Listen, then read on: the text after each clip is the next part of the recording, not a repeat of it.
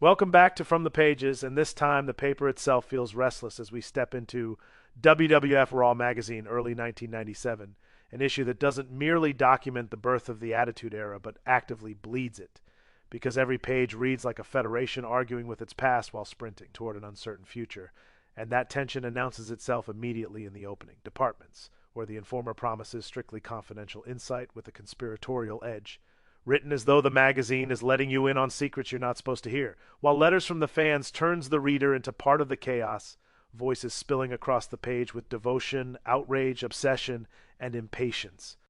Fans are no longer politely applauding, but demanding direction, accountability, and blood, and Vic Venom's Raw column leans into that agitation completely, sharp, sarcastic, confrontational, a column that doesn't explain the product so much as challenge you to accept it or get left behind. The language aggressive and self-aware, and tucked among these opening pages is one of the most quietly historic announcements of the entire issue, as the World Wrestling Federation proudly declares its presence online through America Online, offering magazine articles, photos, merchandise, and multimedia content via the Superstars keyword, complete with subscription phone numbers, a small block of text that barely interrupts the layout yet signals a massive shift. The WWF is stepping into cyberspace at the same moment it is shedding every remaining trace of family-friendly restraint. And as the pages turn, the ad ecosystem reinforces the transformation relentlessly. Merchandise spreads darker, louder, and more defiant than anything seen just a few years earlier. Shirts designed to provoke rather than please. Photo specials selling attitude and menace. Hotline ads promising uncensored scoops and insider secrets. Subscription reminders framed not as courtesy but urgency, warning readers not to miss what's coming next. Rebellion already being packaged, priced, and mailed. Then the feature section explodes into motion with Stone Cold or Suicide Machine, a headline that refuses nuance. Steve Austin is framed not as a rising hero, but as a man seemingly addicted to collision. The article cataloging fines, suspensions, injuries, brawls, and defiance, asking whether Austin is his own worst enemy, while simultaneously admitting that his recklessness is exactly what makes him unavoidable. The tone fascinated rather than judgmental, the magazine treating Austin like a runaway engine everyone knows could destroy itself but no one wants to stop, and that sense of danger flows seamlessly into Live and Dangerous, a breathless deep dive into Shotgun Saturday Night blasting New York City, wrestling ripped from the safety of arenas and dropped into nightclubs and gritty venues. The article revels in sweat, proximity, and unpredictability. Wrestlers inches from fans, security stretched thin, cameras capturing moments that feel raw and accidental, shotgun frame, not as a gimmick but as a manifesto, proof that the WWF is willing to gamble chaos for authenticity. Then Apocalypse Now deepens the transformation by reintroducing The Undertaker for the coming century of the magazine, treating his evolution as mythic rather than cosmetic, darker imagery, heavier symbolism, the dead men reshaped not to shock but to endure, the writing soaked in rebirth and inevitability.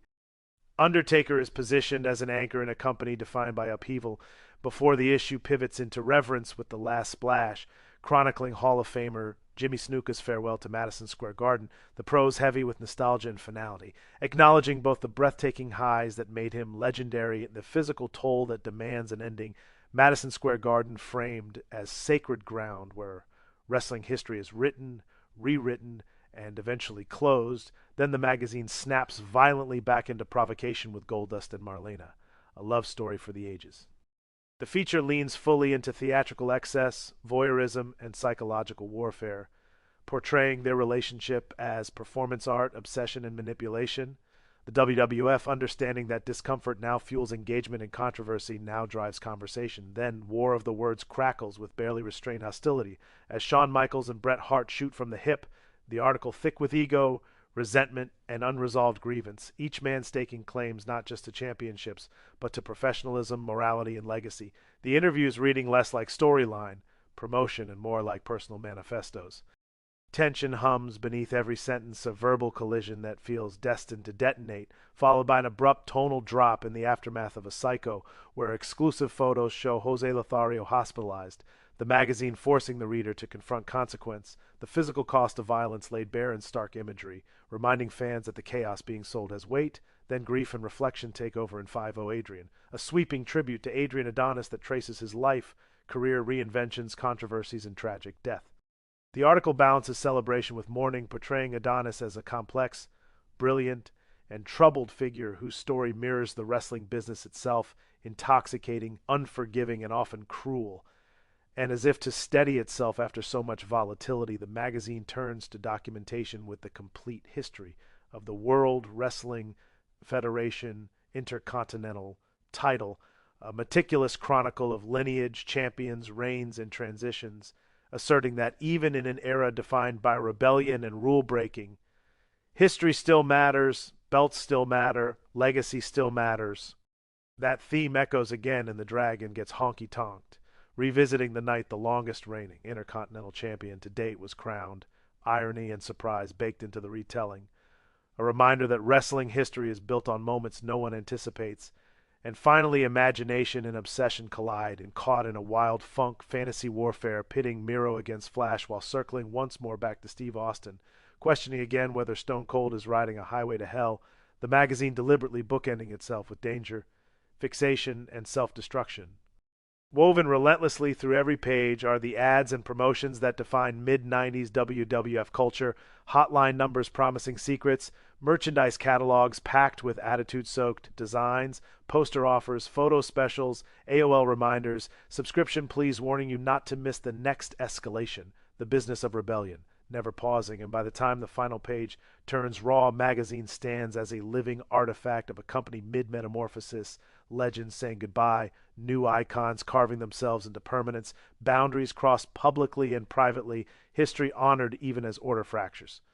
Once you've absorbed that entire arc, the danger, the grief, the bravado, the experimentation, the reinvention, that's where it finally feels earned to say it. If you're digging these deep dives straight from the original magazines, make sure you like the video, subscribe to the channel, and drop a comment telling me which Raw era issue or moment you want to crack open next, because this is the era where the pages stop playing it safe and start telling the truth.